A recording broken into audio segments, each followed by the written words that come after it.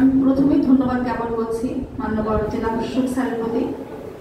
Sir আসার পর থেকে অসাধারণ কিছু উদ্যোগ নিয়েছেন এই শিক্ষা প্রতিষ্ঠানের উন্নয়নের জন্য, মানসম্মত শিক্ষা বাস্তবায়ন করার জন্য।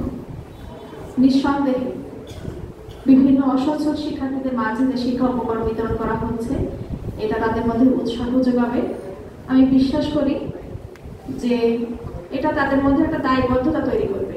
সরকার মানসম্মত শিক্ষা বাস্তবায়নে তাদেরকে সহযোগিতা করছে, সুতরাং তাদেরকেও ভালো করে লেখাপড়া করতে হবে এবং তারা যাতে যোগ্য মানুষ হিসাবে গড়ে তুলতে পারে নিজেকে, সেজন্য তাদের চেষ্টা বাড়াতে হবে। আমাদের যারা শিক্ষার্থী আছে তারা আসলে ফুলের কুঁড়ির মতো, চারা গাছের মতো।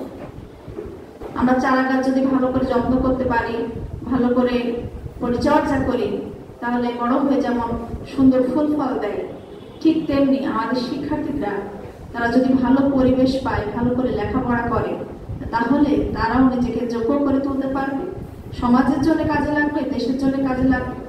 একই সাথে বিশ্বের বুকে বাংলাদেশ যাতে মাথা উঁচু করে দাঁড়াতে পারে, সেজন্য তারা আগামী প্রজন্ম হিসাবে নিজেকে দক্ষ এবং সুযোগ্য করে তুলতে পারবে।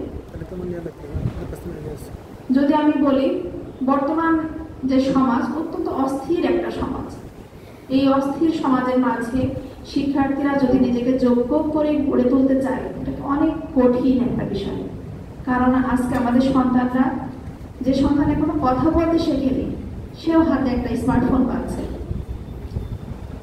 আমাদের শিক্ষার্থীরা বিভিন্ন ধরনের সামাজিক যোগাযোগ মাধ্যম, ফেসবুক, ইনস্টাগ্রাম, নানান ধরনের যে সামাজিক যোগাযোগ মাধ্যমগুলো আছে, সেগুলো নিয়ে সবসময় ব্যস্ত থাকছে। অবভিয়াসলি এগুলোর ভালো দিক আছে, কিন্তু আমরা ভালো দিকটা ব্যবহার না করে খারাপ দিকটাই বেশি ব্যবহার করছি। আমাদের অনেক সন্তানরা অল্প বয়সে তারা বিভিন্ন রকম সম্পর্কে জড়িয়ে যাচ্ছে। যেহেতু বয়সটা ছোট, তারা বুঝতে পারছে না যে তারা কোন দিকে যাচ্ছে, খারাপ পথে চলে যাচ্ছে, এগুলো বুঝতে পারছে না।